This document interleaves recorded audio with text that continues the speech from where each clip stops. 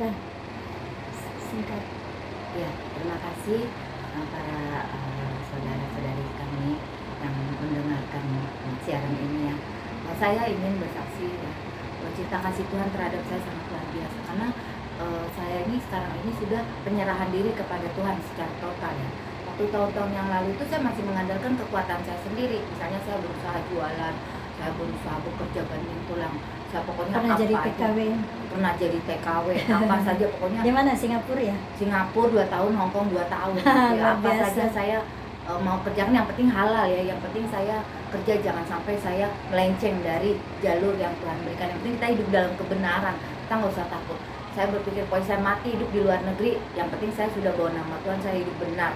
Saya tidak mau mencari uang dengan jalan pintas, saya tidak mau. Saya tahu dalam nama Tuhan, dalam kebenaran kita pasti dipelihara Tuhan. Walaupun kita jadi pembantu, kita jadi TKW di sana, kita nggak tahu dikasih makan atau tidak, dikasih gaji atau tidak, pulang selamat atau tidak, pulang bawa duit atau tidak. Dalam tempo 4 tahun ya, 2 tahun Singapura, 2 tahun Hong Kong, itu saya tidak memikirkan keuntungan berapa banyak yang harus saya bawa pulang, berapa dolar. Tidak, saya cuma berserah hanya kepada Tuhan karena rezeki semua nasib kita di tangan Tuhan. Amin. Nah, dari pengalaman itu saya terapkan di Indonesia, saya selalu berserah. Tiba-tiba COVID datang, semua pekerjaan saya sepi, kos-kosan sepi, jualan sepi, apapun sepi. Saya cuma mengandalkan uang dari gereja, sumbangan gereja itu. Misalkan kalau saya dapat 100 ya, saya cukup-cukupan lah 100 ya. Tiba-tiba itu rezeki itu saya bisa cukupkan dari 100 jadi 200, anak saya juga ngirim uang itu cukup aja. Cukup itu kenapa? Karena kita sehat, kita diberi kekuatan, kita selalu tidak putus-putus orang yang menyayangi kita. Walaupun kita tidak punya uang, kita tiba-tiba bangun tidur dibawain sate, bangun tidur dibawain pizza, bangun tidur dibawain mie goreng, tiba-tiba saya diajak makan, undangan di sana ada makan-makan banyak. Tiba-tiba saya dikirim orang, dibawa orang, berkat dari Tuhan itu Tuhan giring. Itu saya bukan karena saya orang baik sama saya, bukan, itu bagi saya Tuhan kirim orang untuk menggiring saya ke tempat-tempat yang subur, tempat-tempat yang berbuah banyak, tempat-tempat orang yang banyak berkelimpahan berkat dari Tuhan itu untuk menarik saya. Jangan di situ gersang, di situ banyak makanan, di situ banyak yang bisa memberikan pekerjaan, makanan kamu, uang bagi kamu. Nah disitulah semua rencana saya yang saya pikir saya akan kerja balik lagi ke luar negeri jadi TKW, ntar saya pulang bawa duit dolar banyak, saya akan beli rumah. Itu rencana saya pulang dari luar negeri. Saya dalam 4 tahun itu saya harus bangun rumah, saya harus bawa duit dolar banyak, saya paling sedikit 100 juta saya harus pegang. Karena saya kalau terima gaji saya tidak pernah buat jajan, tidak pernah saya belanjakan. Uang itu setiap saya pulang dari luar negeri itu utuh. Tapi kenapa saya malah bagi-bagikan uang itu? Saya tidak tahu, lupa saya akan untuk membangun rumah bagi saya yang bagus, yang mungil gitu ya. Tapi saya lupa, saya lihat orang di Indonesia banyak yang susah, tetangga sekitar saya banyak yang susah, saya bagi-bagikan uang itu. Bodoh amat lah, yang penting saya ingin menjalankan kebenaran firman Tuhan aja gitu.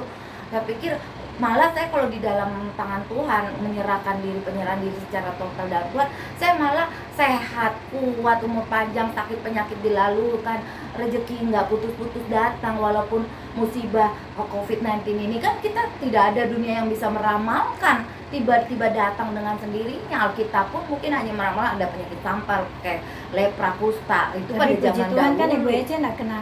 Saya tidak COVID. kena, di keliling saya itu udah semua kena, satu rumah saya 3 orang kena. Ya ini mungkin terlalu berulang-ulang, ya udahlah nggak usah. Yang saya bersyukur kepada Tuhan, saya selalu dipelihara oleh Tuhan melalui gereja, melalui orang yang saya cintai. Jadi buah yang saya tabur ketika saya itu dulu ada kelebihan, saya kasih orang. Sampai saya nggak bisa tidur kalau saya melihat orang itu, ada tetangga saya yang kelaparan, saya bangun, saya gorengin ikan lele. Ada oma-oma kurus, dia sampai bayar kos juga ke saya susah. Saya bisa berpikir kepada dia, orang tua saya udah mati, udah meninggal mendahului saya.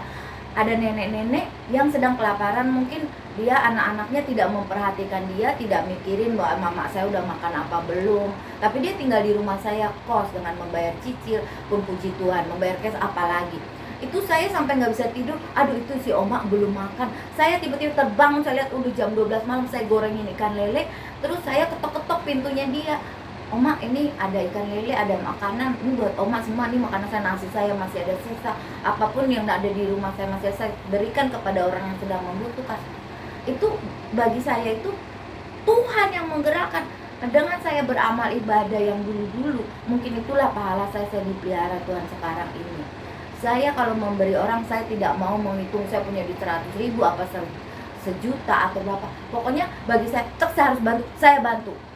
Saya kasihan sama dia, saya langsung pek gitu. Walaupun saya nggak tahu besok saya makan apa, walaupun saya nggak tahu saya itu besok dapat duit dari mana. Itulah yang namanya rencana Tuhan, tidak sama dengan rencana manusia. Manusia boleh berencana, besok lu nikah, besok lu bisa punya rumah, besok lu bisa punya mobil, besok lu dapat pekerjaan yang menjanjikan, misalnya manajer, supervisor, atau jadi pilot, guru, dokter, atau segala macam. Tapi rencana Tuhan itu tidak sama. Bayangkan dengan COVID ini, ada nggak kita ini menyadari bahwa ini adalah rencana Tuhan? Sedangkan orang kaya pun jatuh susah. Bukan kaya artinya apa? Kenapa? Biasa kita jualan, kan saya juga pedagang, saya juga kaum profesional, saya juga pengusaha, saya juga ibu rumah tangga yang masa kerjanya itu 24 jam, tiba-tiba anak sakit, saya harus bisa atasi dengan kekuatan saya sendiri. Tapi saya bilang, anak, kamu harus berdoa.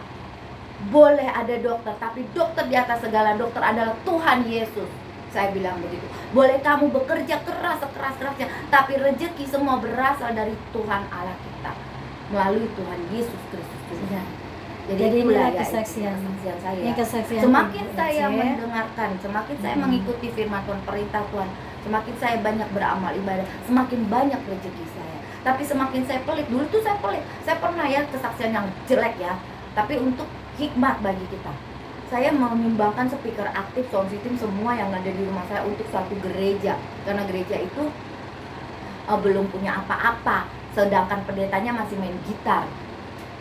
Saya menyumbangkan itu speaker aktif itu, bukan saya, itu almarhum suami saya menyumbang. Saya nangis. Orang aku biasa pakai buat karaoke, kamu kenapa kasih ke pendeta? Itu kan hiburan aku satu-satunya. Itu saya masih orang dunia. Kenapa? Saya taunya enak, saya tinggal minta sama suami duit berapa banyak, pasti suami kasih. Tapi setelah suami saya almarhum, setelah suami saya sakit-sakit atau sudah tidak berdaya, manusia kan ada kadaluarsanya. Selama kita sehat, kita bisa banyak uang, bisa bekerja, dapat uang. Kalau kita sakit, kita mau muji Tuhan, duit dari mana? Uang di tabungan kita habis untuk berobat, duit dari mana? Setelah itu baru saya bertobat. Saya juga orang dunia dulu. Saya juga penuh dengan dosa, lumpur dosa. Saya tidak percaya omongan pendeta sama sekali. Saya ibaratnya kayak pengikut iblis ya kali dulu ya. Dulu saya pengikut iblis. Saya tidak percaya pendeta ngomong apa. Saya bisa baca di Alkitab sendiri kok, tanpa pendeta khotbah, tanpa pendeta memberikan firman Tuhan. Saya tahu kok Alkitab, saya tahu Injil kok. Ngapain saya dengerin pendeta? Ngapain saya ikut ibadah? Toh gaji suami saya besar, 8 juta, 10 juta saya dapat tiap bulan. Tiap minggu saya pegang 2 juta. Saya mau beli apa aja itu terserah saya. Itulah kesombongan saya ya. Itu dulu setelah Tuhan pukul jebret, hancur, jatuh semua, habis, atau perusahaan bangkrut. Itu belum COVID. Saya udah baru menyadari, Tuhan, biarlah rencanamu saja yang jadi. Dan sekarang saya menyadari betapa besar kuasa Tuhan. Itu benar-benar menyadarkan saya, melek mata saya. Sekarang pun saya siap untuk menyerahkan diri saya pada Tuhan. Saya sudah tidak mengandalkan harta dunia, kekayaan saya. Semua saya serahkan ke dalam tangan. Nama Tuhan. Itulah kesaksian dari Ibu Ece, bagaimana dulu waktu dia belum dipanggil Tuhan untuk datang kepada Tuhan, melayani dan beribadah. Jadi ada perbedaan ya. Dulu masa lalu saya. Setiap orang kita pasti punya masa lalu, punya latar belakang yang mungkin tidak bagus ya. Itu setiap orang ya. Nah, tapi begitu kita sudah masuk dalam rencana Allah, karena sudah dipanggil dan dipilih sesuai rencana Allah, tentunya ada perbedaan, ada perubahan ya. Yang tidak baik, tidak bagus menjadi baik dan bagus menurut pandangan Allah ya. Kalau dulu menurut pandangan manusia itu benar ya, tapi di pandangan Allah itu tidak benar. Tapi begitu masuk dalam rencana Allah, dipanggil dan dipilih sesuai dengan rencana Allah, berarti ada perubahan sikap karakter yang lebih baik dan lebih berkenan di hati Bapa di surga. Karena yang memperbaiki hidup kita Allah kita, karena kita juga ada kemauan besar mau berubah. Kita semua juga pasti seperti itu ya. Dan kita tetap maju terus dalam Tuhan sampai ketemu ya. Tuhan Yesus memberkati dengan kesaksian Ibu Ece ya. Tuhan Yesus memberkati kita semua. Sampai ketemu lagi ya. Selamat siang, Shalom, Tuhan Yesus memberkati.